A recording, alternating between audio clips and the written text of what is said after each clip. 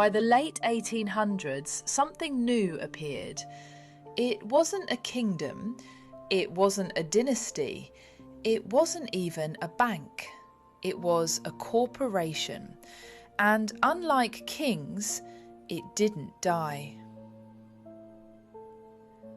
Part 1. The Industrial Explosion. Second Industrial Revolution. Late 19th century. Mass steel production. Rail expansion. Oil refining. Telegraph systems. Industry scales rapidly. But scaling requires capital. This is where investment banking enters the picture. Not conspiracy. Infrastructure.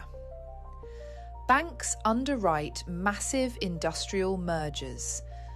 Finance doesn't just fund industry anymore, it structures it. Part 2. Standard Oil and Consolidation. John D. Rockefeller.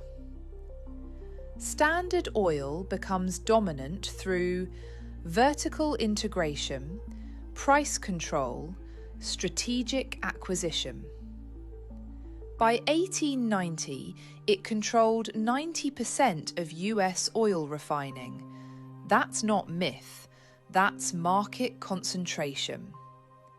This forces the creation of antitrust law, the Sherman Antitrust Act, 1890. Here's the key. When industry concentrates, government responds.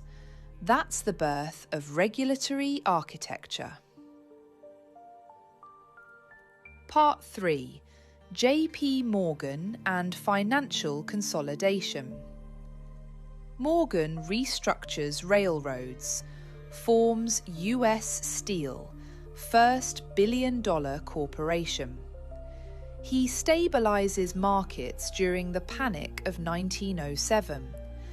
At that moment, private capital intervenes in national crisis. That leads directly to the Federal Reserve Act, 1913. This is important. Financial instability, centralized response. Structure builds structure. Part 4. The corporate form. This is the deep layer. Corporations are legal persons. They can own property, sue and be sued, persist beyond death. That's revolutionary. Bloodlines fade, corporations persist. Power shifts from personal wealth to institutional continuity. Boards replace monarchs. Shareholders replace heirs. By the early 20th century, power no longer required inheritance, it required incorporation. Finance scaled it. Industry operationalized it. Law protected it. And once power is embedded in corporate structure, it becomes self-sustaining. Module 5 moves into global institutions, because when corporations cross borders, power stops being national and starts becoming international. Rockefeller didn't conquer oil with armies. He conquered it with logistics, vertical integration, transportation leverage, rebates from railroads, strategic buyouts. By the 1890s, Standard Oil refined the majority of American petroleum. But here's the deeper point. It wasn't just about dominance. It was about structure. Trusts were created to consolidate ownership across multiple companies. This is where corporate control becomes formalized. Ownership becomes layered. Influence becomes abstract. That's new. That's modern. Now give it tension. In 1907, Financial markets nearly collapse. There is no central bank yet. JP Morgan gathers major bankers in a room. He orchestrates a private rescue. Private capital stabilizes the national economy. That moment is pivotal. It exposes systemic fragility, and it leads directly to the creation of the Federal Reserve in 1913. Financial crises, centralized financial architecture.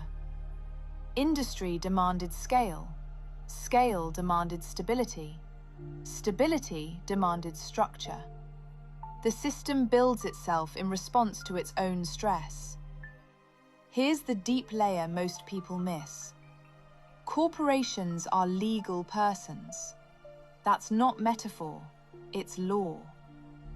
Through cases like Santa Clara County v. Southern Pacific Railroad, 1886, corporations gained constitutional protections. This meant corporations could persist indefinitely. Founders die, boards rotate, but the entity survives. That's different from monarchy. That's different from dynasty. That's institutional immortality. By the early 20th century, power no longer required inheritance. It required incorporation. And once corporations crossed borders, influence stopped being local and began shaping global systems. Module 5 moves into the age of international institutions and the architecture of modern economic order. This is not mythology. It is structural history.